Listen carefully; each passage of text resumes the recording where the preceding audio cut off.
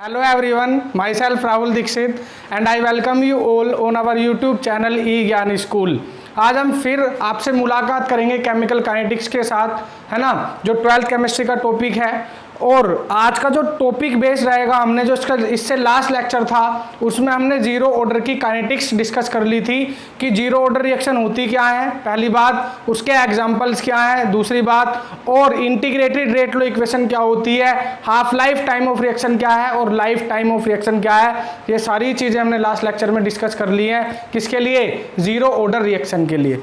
आज हम बात करने वाले हैं फर्स्ट ऑर्डर रिएक्शन क्या है, एग्जाम्पल क्या है और फर्स्ट ऑर्डर रिएक्शन की काइनेटिक्स क्या है। काइनेटिक्स में हम तीन चीज़ें डिस्कस करते हैं। पहला, इंटीग्रेटेड रेट लॉ इक्वेशन के बारे में। दूसरी चीज़ हम डिस्कस करते हैं यहाँ पर हाफ लाइफ टाइम। तीसरी चीज़ डिस्कस करेंगे लाइफ टाइम ऑफ रिएक्शन, और एक न्यूमेरिकल करेंगे उसके ऊपर जो फर्स्ट ऑर्डर काइनेटिक्स के ऊपर डिपेंड होगा, है ना। तो बात करते हैं, स्टार्ट करते हैं आज का लेक्चर। केमिकल काइनेटिक्स का टॉपिक है मेरा फर्स्ट ऑर्डर रिएक्शन। टॉपिक है हमारा फर्स्ट ऑर्डर रिएक्शन। देखिए, फर्स्ट ऑर्डर रिएक्शन की बात करें तो ऑर्डर ऑफ रिएक्शन होता गया था कंसंट्रेशन की, रिएक्टेंट की कंसंट्रेशन की वो पावर एक्चुअल में जिस पर रेट डिपेंड करता है। अगर फर्स्ट ऑर्डर, इसका मतलब क्या है कि जो रेट ऑफ रिएक्शन है वो कंसंट्रेशन की एक पावर पर, मतलब 1 पावर पर रिएक्शन का रेट डिपेंड कर रहा है। तो हम क्या बोल सकते हैं, वो केमिकल रिएक्शन जिसमें रिएक्शन का रेट ओनली डिपेंड करता है 1 कंसंट्रेशन टर्म पर, ओनली 1 कंसंट्रेशन टर्म पर। ठीक है, तो मैं लिख सकता हूं यहां पर those chemical reaction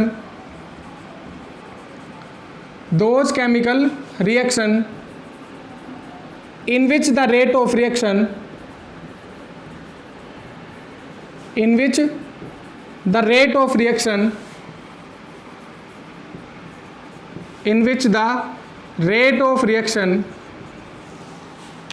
is depends upon the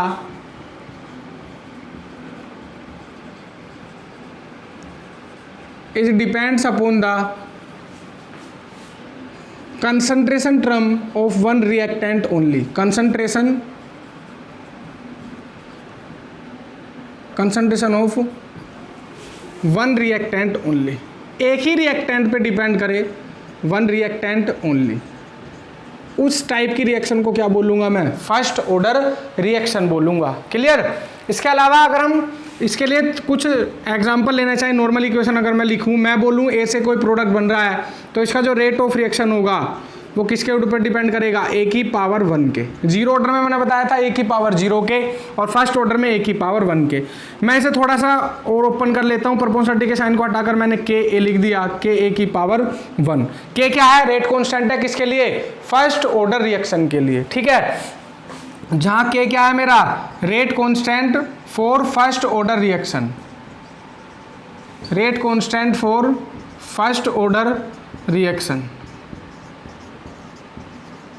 first order reaction. Unit कैसे निकालूंगा मैं? इंपॉर्टेंट चीज है, यूनिट है ना, किसकी? Rate constant. तो यूनिट ऑफ के कैसे निकालेंगे हम? वहाँ एक खुद बात बताएं आप कि रेट ऑफ रिएक्शन की यूनिट क्या होती है? Mole litre inverse second inverse equal to K. ये कंसंट्रेशन है किसकी? ए की। कंसंट्रेशन की यूनिट जानते हैं आप क्या होती है? Mole litre inverse. तो मोल लीटर इनवर्स से मोल लीटर इनवर्स कट जाएगा, इसका मतलब के की यूनिट क्या आ जाएगी? Second inverse. मतलब यूनिट ऑफ के क्या होती है? For first order reaction unit of के क्या है? Second inverse. ठीक है, ये भी इंपॉर्टेंट है, 1 मार्क्स में पूछ सकता है आपसे कि फर्स्ट ऑर्डर रिएक्शन के लिए रेट कॉन्स्टेंट की यूनिट क्या होती है। क्लियर? तो ये डेफिनेशन थी, इस तरीके से एक्सप्रेस कर सकते हैं हम। रेट कांस्टेंट की यूनिट ये होगी किसके लिए? For first order reaction. Clear? अब बात करेंगे इसकी ग्राफ की, काइनेटिक्स क्या है ना, फर्स्ट ऑर्डर रिएक्शन के एग्जांपल क्या है पहले वो डिस्कस कर लेते हैं। देखें, फर्स्ट ऑर्डर के कुछ एग्जांपल तो ऐसे हैं जिन्हें हम देखकर पता लगा लेंगे, जैसे जितनी भी न्यूक्लियर फिजिक्स होती है, न्यूक्लियर फिजिक्स का मतलब रेडियो एक्टिविटी जहां पर यूज होगी, रेडियो एक्टिविटी का मतलब जहां पर अल्फा बीटा गामा रेज बाहर निकलती हैं, उस टर्म को क्या बोलता हूं मैं? रेडियो एक्टिविटी बोलता हूं। इसका मतलब जितनी भी रेडियो एक्टिव रिएक्शन है वो सभी क्या होती हैं? फर्स्ट ऑर्डर की रिएक्शन होती हैं। ये ठीक है, ये वाली रिएक्शन तो आप पहचान सकते हैं। अगर कहीं अल्फा बीटा गामा रेज बाहर निकल रही हैं तो वो कौन से ऑर्डर की रिएक्शन होगी? वो रिएक्शन होगी फर्स्ट ऑर्डर रिएक्शन। ठीक, तो examples of first order reaction अगर हम बात करें, example of first order reaction,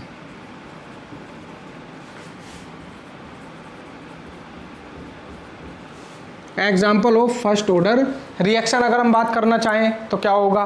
ठीक है, देखिए सबसे पहला एग्जाम्पल है न्यूक्लियर फिजिक्स, मतलब रेडियो एक्टिविटी की जितनी भी चीज़ें होंगी वो मैं कहाँ पढ़ूंगा, वो पढ़ूंगा मैं फर्स्ट ऑर्डर रिएक्शन के अंदर। मतलब रेडियो एक्टिविटी जो टर्म है, रेडियो एक्टिविटी का मतलब क्या होता है, emission of alpha beta gamma rays, emission of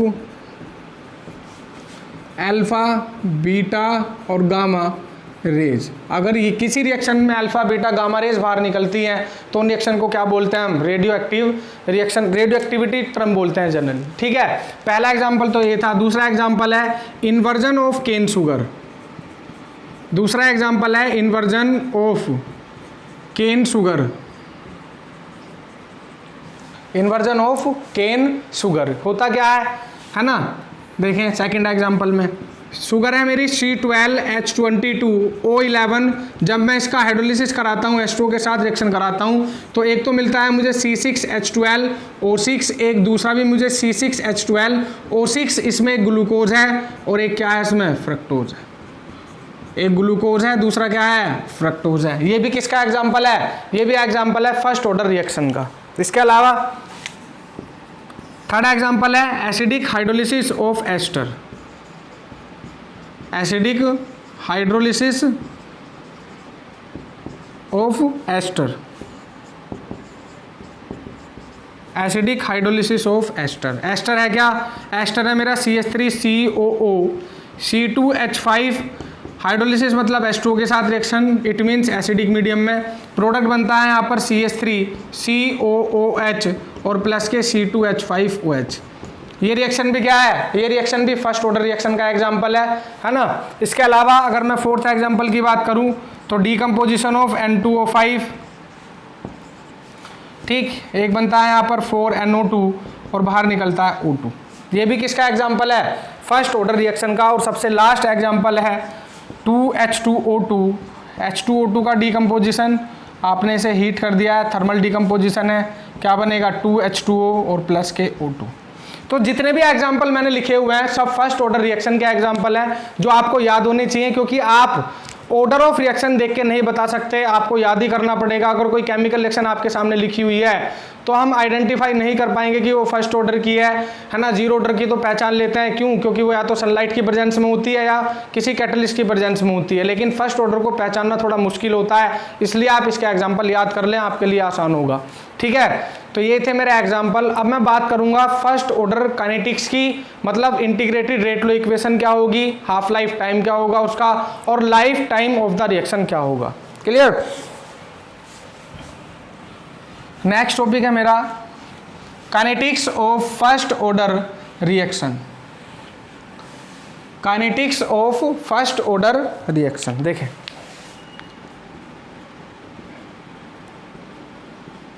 kinetics of first order reaction,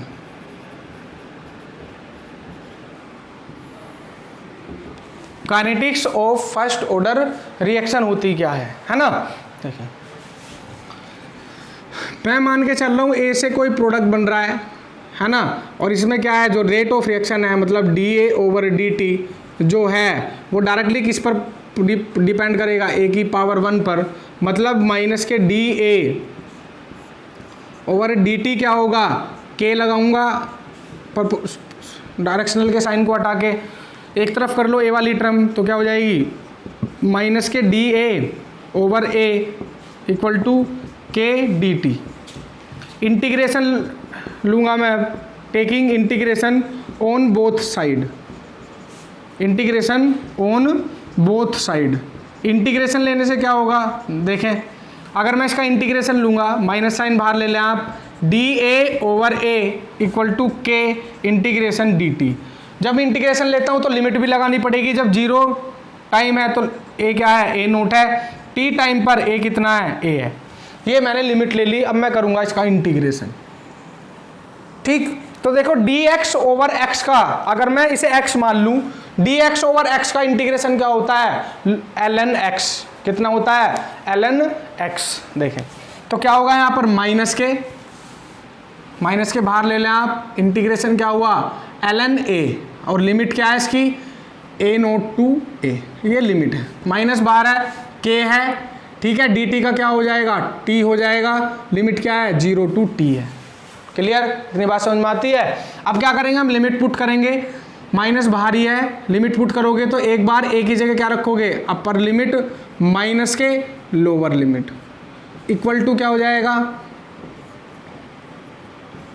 equal to हो जाएगा k, अपर लिमिट t है, लोअर लिमिट माइनस 0 है, तो क्या हो जाएगा ये माइनस के ln a, माइनस की मल्टीप्लाई कर दें आप अंदर ln a नोट, और इक्वल टू क्या हो जाएगा k t। ठीक, अब इसे मैं ऐसे लिख सकता हूँ ln a नोट माइनस के ln a इक्वल टू क्या आ जाएगा के टी। और log की एक प्रॉपर्टी होती है, log m माइनस एन किसके इक्वल होता है, log m अपॉन n के इक्वल होता है। तो मैं ln a naught minus ln a को क्या लिख सकता हूँ, ln a naught upon a। इसे ऐसे लिखा जा सकता है ln a note by a equal to क्या के टी, है ना। एक तो मैं ये इक्वेशन मान के छोड़ देता हूँ, और यहाँ से एक चीज़ निकाल लेता हूँ मैं, क्या कि अगर मैं ln का बेस कितना होता है e, ln का बेस कितना होता है e, अगर मैं इस ln को यहाँ से हटाना चाहूँ, मतलब मैं a नोट अपॉन a की वैल्यू निकालना चाहूँ, तो मैंने क्या बताया था, एंटी लॉग लेना पड़ेगा। उससे अच्छा क्या है कि जो भी इधर वैल्यू है उस वैल्यू को इसके बेस की पावर में पहुँचा दें, वही मेरा एंटी लॉग हो जाएगा। तो a नोट अपॉन a क्या होगा, e की पावर के टी। ये एक तो इक्वेशन बन गई ये, है ना। इसे मान लेता हूँ मैं इक्वेशन फर्स्ट, है ना, इसे मान लेता हूँ इक्वेशन सेकंड। बोलो इतनी बात समझ में आती है। तो मेरे पास इक्वेशन आ गई, एक इक्वेशन फर्स्ट, एक इक्वेशन सेकंड। मैं थोड़ा सा और मॉडिफाइड कर सकता हूँ इस इक्वेशन को। कैसे मॉडिफाइड करूँगा, मेरी इक्वेशन आई है ln a note by a equal to क्या के टी, और जब आप बेस ई को ln के बेस ई को लोग में बदलेंगे, लोग का मतलब क्या है, बेस 10 हो जाए, तभी आप ln को क्या लिखते हैं, लोग। मतलब मैं इस ln को लोग में चेंज करना चाह रहा हूं, तो जब चेंज करना चाहता हूं तो 2.303 से मल्टीप्लाई करनी होती है, तो ln किस में चेंज हो जाता है, लोग में, a note by a equal to K t. इसे मैं ऐसे लिख सकता हूं के टी इक्वल टू 2.303 लोग a नोट बाई a, और यहाँ से लिखा जा सकता है k इक्वल टू 2.303 लोग क्या a नोट बाई a। यह आ गया मेरा, और अपोन में क्या पूछा दिया मैंने, t। यह आ गई मेरी फर्स्ट ऑर्डर के लिए इंटीग्रेटेड रेट लॉ इक्वेशन। ठीक है, ये आपको याद रखनी है, k इक्वल टू 2.303 t लोग a नोट बाई a। ठीक है, ठीक, तो देखते हैं और क्या क्या चीज़ें हम कर सकते हैं।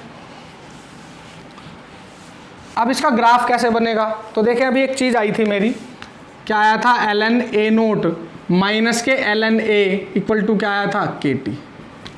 ठीक है, यही तो आया था। या अगर मैं इसे लोग में चेंज करना चाहूँ, क्या लिखा था मैंने, ln a note by a equal to क्या के टी। या पूरे कोई लोग में अगर मैं चेंज करना चाहूँ, ठीक है, देखें मैं इसे ऐसे लिख सकता हूँ इस इक्वेशन को, ln a equal to, ln a को मैं उधर ले गया, ln a naught minus K t. इस इक्वेशन को लिख सकता हूँ मैं y इक्वल टू, इसे मैं ऐसे लिख लूँ माइनस के टी और प्लस के ln a नोट। ठीक है, तो y equal to M X plus C. ये इक्वेशन बन गई मेरी y equal to M X plus C. तो y एक्सिस पर क्या लूँगा, ln a, x एक्सिस पर क्या लूँगा, t, और c क्या होगा, 0। मतलब अगर मैं इसका ग्राफ प्लॉट करना चाहूँ, ln a मतलब वर्सेस क्या, time t। x axis, y axis पर क्या लिया है मैंने, ln a लिया है, x एक्सिस पर क्या लिया है मैंने, t। तो स्लोप कैसा है मेरा, निगेटिव है, और y equal to M X plus C एक स्ट्रेट लाइन की इक्वेशन है, तो ग्राफ कैसा आएगा, ऐसे आएगा, जिसका स्लोप क्या है, m की वैल्यू कितनी है, माइनस के और उसका इंटरसेप्ट कितना है, इंटरसेप्ट की वैल्यू है ln a नोट।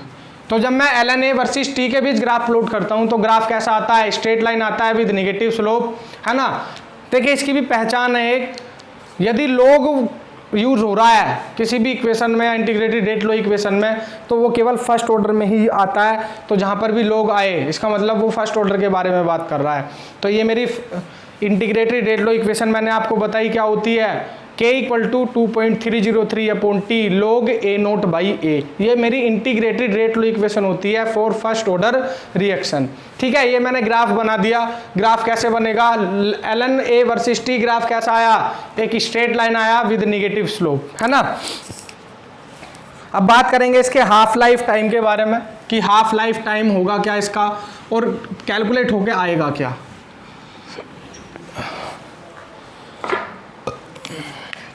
देखें, अब है आपका half life time of first order reaction, half life time of first order reaction. देखिए हाफ लाइफ टाइम क्या होगा, बताया था मैंने आपको, वो टाइम, किसी भी रिएक्शन का वो टाइम जिसमें रिएक्शन 50% कंप्लीट हो जाती है, वो टाइम क्या कहलाता है, हाफ लाइफ टाइम कहलाता है। वो पहले लिखवा चुके हैं इसकी डेफिनेशन। ठीक है, तो मैं एक चीज़ जानता हूँ, वी नो दैट मेरी इंटीग्रेटेड रेट लो इक्वेशन क्या है फॉर फर्स्ट ऑर्डर रिएक्शन, क्या है, k equal to 2.303 upon t half log a note by ए।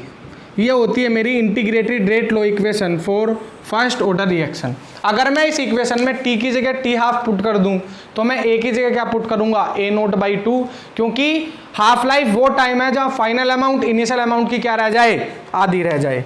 मतलब at t equal to t half मैं क्या पुट करूंगा, a equal to a note by 2, और ये सारी ही चीज़ें मैं इक्वेशन फर्स्ट में पुट कर दूंगा। तो k इक्वल टू क्या आ जाएगा, 2.303 upon t half log a note, तो ऐसे ही रहेगा, इसकी जगह क्या लिखेंगे आप, a note by 2, a note से a नोट 2 ऊपर पहुंच जाएगा। मतलब क्या बन जाएगा मेरा, k इक्वल टू 2.303 log, ठीक कितना बन जाएगा ये 2 और अपॉन में t हाफ। तो k इक्वल टू 2.303 log 2 की वैल्यू कितनी होती है, 0.3010, तो 0.3010 अपॉन में क्या, t हाफ, और जब मैं मल्टीप्लाई करूंगा दोनों की तो आ जाएगा 0.6931 अपॉन टी हाफ। ठीक है, बोलो। और टी हाफ अगर निकालना चाहूँ तो मैं कैसे लिख सकता हूँ, t half equal to 0.6931 upon K, ये क्या आ गया मेरा, हाफ लाइफ टाइम आ गया फॉर फर्स्ट ऑर्डर रिएक्शन। देखें टी हाफ के फॉर्मूले में फॉर फर्स्ट ऑर्डर रिएक्शन कहीं भी ए नोट नहीं आ रहा है, केवल क्या आ रहा है 0.6931 अपॉन के। इसका मतलब क्या है कि फर्स्ट ऑर्डर रिएक्शन का जो हाफ लाइफ टाइम होता है वो इनिशियल कंसंट्रेशन पर डिपेंड नहीं करता। ये क्वेश्चन बहुत बार पूछा गया है कि prove that the half life time of first order reaction does not depends upon the initial concentration. क्योंकि इसमें कहीं भी ए नोट नहीं आया है तो आप क्या करेंगे, बिल्कुल यही सोल्व करेंगे पूरा, अगर प्रूफ करने के लिए आता है। और ये इक्वेशन लिखने के बाद आप लिख देंगे, it can prove that the half life time of first order reaction does not depends upon the initial concentration. जबकि जब मैंने जीरो ऑर्डर रिएक्शन पढ़ी थी तो जीरो ऑर्डर रिएक्शन के लिए मेरा हाफ लाइफ क्या आया था, जीरो ऑर्डर रिएक्शन के लिए मेरा हाफ लाइफ आया था ए नोट बाई 2k, और जीरो ऑर्डर रिएक्शन के लिए के फॉर्मूले में टी हाफ में ए नोट आ रहा है। इसका मतलब जीरो ऑर्डर रिएक्शन का जो हाफ लाइफ टाइम है वो इनिशियल कंसंट्रेशन पे डिपेंड करता है, जबकि फर्स्ट ऑर्डर रिएक्शन का हाफ लाइफ टाइम डिपेंड नहीं करता ऑन इनिशियल कंसंट्रेशन। ठीक है, तो ये बात थी किसकी, ये बात थी हाफ लाइफ टाइम की। अब हम बात करेंगे किसके बारे में, इसके लाइफ टाइम के बारे में। लाइफ टाइम क्या होता है, वो टाइम जिसमें रिएक्शन क्या हो जाती है, 100% कंप्लीट हो जाती है। तो लाइफ टाइम ऑफ रिएक्शन क्या होगा, है ना, वो फर्स्ट ऑर्डर रिएक्शन। तो क्या करेंगे आप जानते हैं वो equation, we know that integrated rate law equation क्या होती है, k equal to 2.303 upon t half log क्या, a नोट बाई ए। अगर मैं t की जगह t100 पुट कर दूं, है ना, sorry T A only, T की जगह t100 पुट कर दूं तो मुझे a की जगह क्या पुट करना पड़ेगा, 0, क्योंकि हाफ लाइफ टाइम वो टाइम है ना, लाइफ टाइम जिसमें रिएक्शन कंप्लीट हो जाए, तो फाइनल अमाउंट तो बचेगी नहीं, सब प्रोडक्ट में चेंज हो चुकी है, तो a को क्या रखेंगे आप, 0। तो क्या हो जाएगा, ये k इक्वल टू हो जाएगा 2.303 अपॉन t100 और log A नोट और A की जगह क्या पुट करेंगे 0। तो T100 इक्वल टू क्या हो जाएगा 2.303 अपॉन K और log किसी 1/0 या A नोट अपॉन 0 किसके इक्वल होगा इन्फिनिटी के। क्या आ जाएगा ये, अगर किसी के नीचे 0 होता है चाहे वो 1/0 हो चाहे A नोट अपॉन 0 हो, वो क्या हो जाएगा इन्फिनिटी। और log इन्फिनिटी की वैल्यू इन्फिनिटी ही होती है। तो अगर मैं इसे लिखना चाहूँ तो T100 इक्वल टू क्या आ गया मेरा 2.303 अपॉन K और log इन्फिनिटी की वैल्यू इन्फिनिटी। और किसी भी चीज़ की अगर आप इन्फिनिटी में मल्टीप्लाई करते हैं तो वो क्या हो जाता है इन्फिनिटी ही हो जाता है। इसका मतलब क्या है कि जो आपकी फर्स्ट ऑर्डर रिएक्शन है वो कभी भी कंप्लीट नहीं होती, क्योंकि इन्फिनिटी आ रहा है, मतलब इनफाइनाइट टाइम तक चलती हैं वो। और आप देखते हैं भी कि अगर हम कहीं एटॉमिक बम गिरा दें तो उसका इफेक्ट लाखों सालों तक रहता है, बहुत टाइम तक रहता है। क्यों? क्योंकि जो हमारा एटॉमिक बम है उसमें होने वाली रिएक्शन क्या है, रेडियो एक्टिव रिएक्शन है।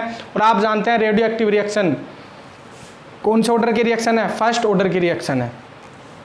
तो क्या लिख सकते हैं आप कि first order reaction never go complete, कभी भी कंप्लीट नहीं होती है, क्योंकि इनका जो लाइफ टाइम है वो क्या है इनफिनाइट है। ठीक है, अब एक न्यूमेरिकल क्वेश्चन डिस्कस कर लेते हैं इसका फर्स्ट ऑर्डर रिएक्शन का। ठीक है, किस तरीके से हम उसे हैंडल करेंगे। तो बात करते हैं उस न्यूमेरिकल क्वेश्चन की, वो है क्या। ठीक है, ये मेरी फर्स्ट ऑर्डर रिएक्शन की काइनेटिक्स थी। देखें क्वेश्चन में लिख रहा है वो कह रहा है in a first order reaction, in a first order reaction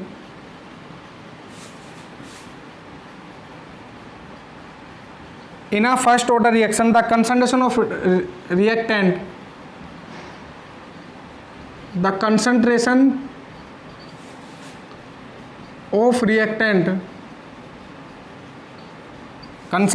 reactant decreases from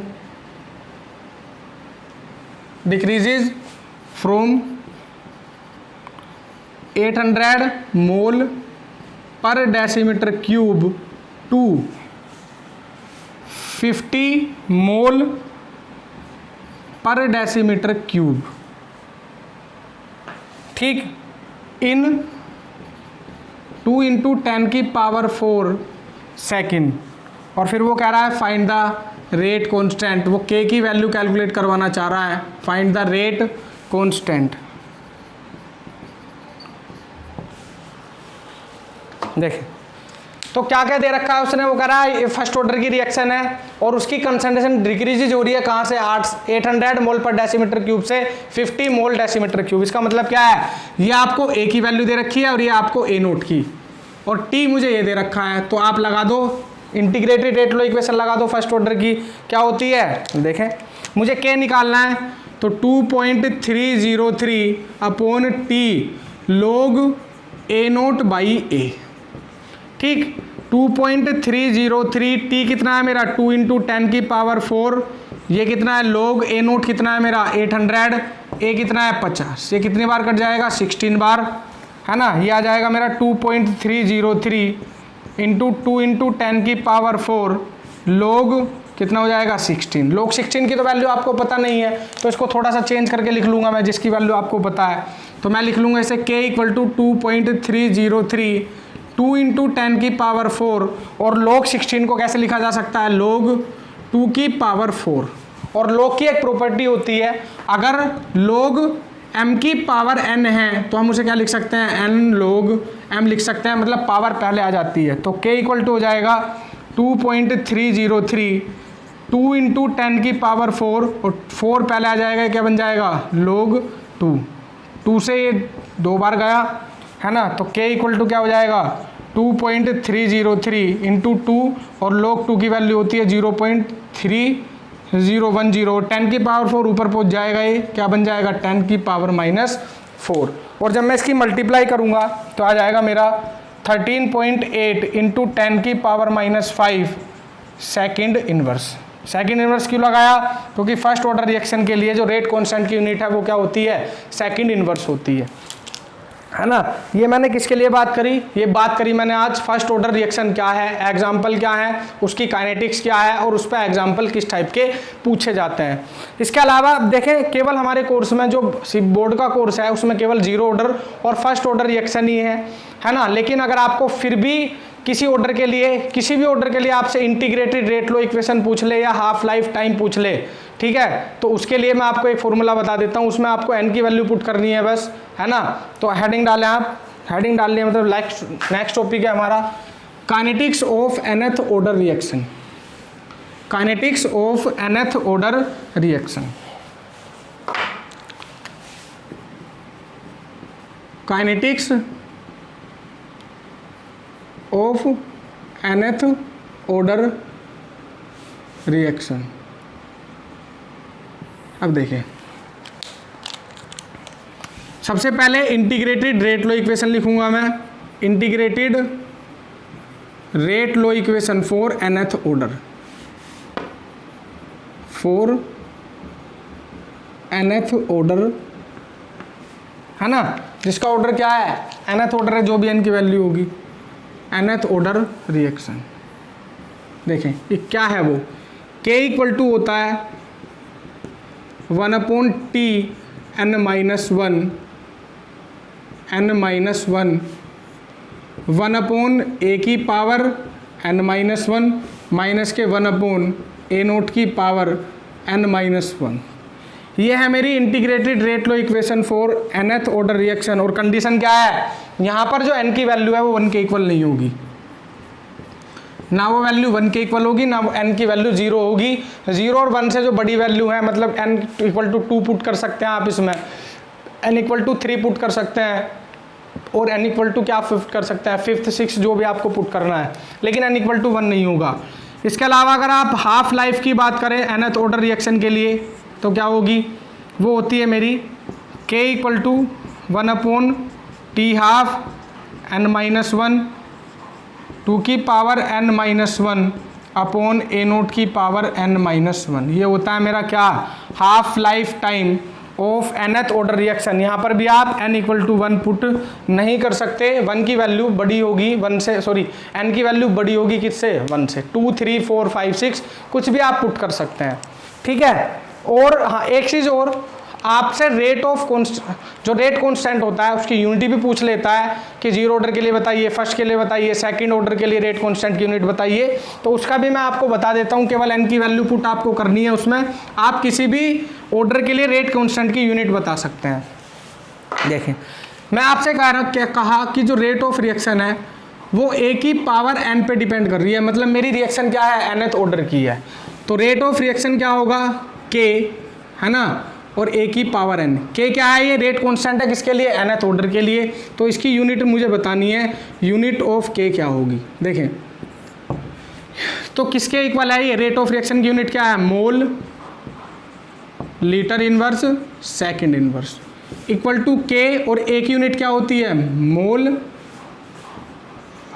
mole upon litre की पावर क्या आ जाएगी यहाँ n, क्योंकि n है इसकी पावर, है ना। तो देखो क्या होगा, mole litre inverse second inverse equal to k, क्या हो जाएगा ये, मोल की पावर n और लीटर की पावर माइनस n, क्योंकि ऊपर जाएगा तो माइनस में हो जाएगा। एक तरफ कर लें आप सभी चीज़ को, तो k इक्वल टू क्या हो जाएगा, मोल की पावर n लीटर की power minus n upon mole litre की पावर माइनस वन और सेकंड इनवर्स, ठीक है। और सॉल्व कर लें इसे थोड़ा सा, तो देखो क्या हो जाएगा, ये k इक्वल टू हो जाएगा, ये इधर लिख देता हूँ, k इक्वल टू हो जाएगा मोल, ऊपर जाएगा ये वाला तो क्या बन जाएगा, मोल की पावर n माइनस वन, क्योंकि ये माइनस वन बन के पहुंचेगा ऊपर। बोलो मोल की पावर n है और ये क्या है, मोल है, तो मोल की 1 पावर ऊपर जाएगी तो क्या बन जाएगी, मोल की पावर माइनस वन। बोलो और वो क्या हो जाएगा फिर, मोल n माइनस वन। यहाँ लीटर की पावर माइनस वन है, जब ऊपर जाएगी तो प्लस हो जाएगी, मतलब क्या हो जाएगी, लीटर 1 माइनस n, और सेकंड क्या हो जाएगा ये, ठीक है, क्या हो जाएगा, सेकंड की पावर सेकंड ही रहेगी, ठीक है। एक मिनट रुकना, मोल लीटर इनवर्स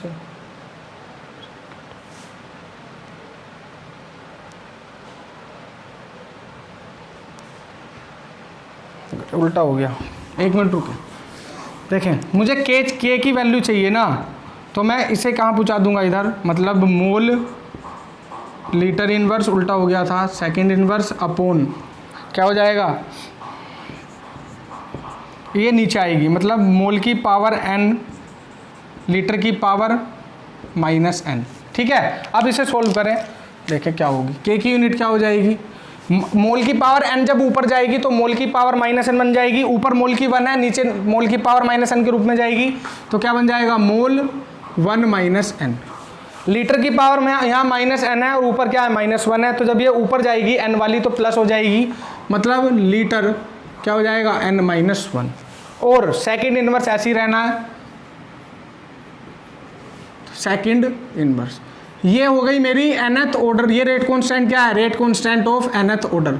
अगर आप इसमें n की वैल्यू पुट कर दें, चाहे 1 पुट कर दें, चाहे 0 कर दें, कुछ भी कर दें, रेट कांस्टेंट की यूनिट आ जाएगी आपके पास, rate constant of nth order, है ना। आपको किसी भी ऑर्डर की यूनिट चाहिए रेट कांस्टेंट की, तो आप इसमें n की वैल्यू पुट कर दें। n 0 के लिए पूछा है तो 0 कर दें, 1 के लिए पूछा है तो 1, 2 के लिए तो 2, 3 के लिए तो 3, जो भी आप वैल्यू पुट करेंगे आपकी रेट कांस्टेंट की यूनिट आ जाएगी।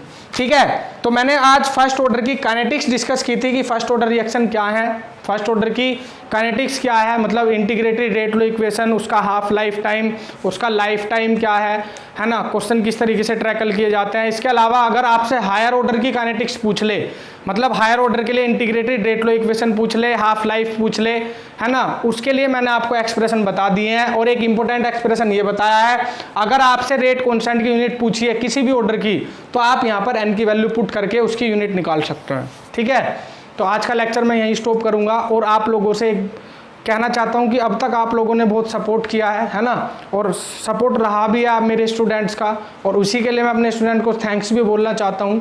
ठीक, लेकिन फिर भी आप लोगों से एक रिक्वेस्ट करता हूँ कि अगर आप लोगों को हमारा प्रोग्राम पसंद आ रहा है तो आप हमारे चैनल को सब्सक्राइब करें, ज़्यादा से ज़्यादा शेयर करें, लाइक करें, और अपने फ्रेंड्स को ज़रूर शेयर करें, लाइक का बटन ठोकें।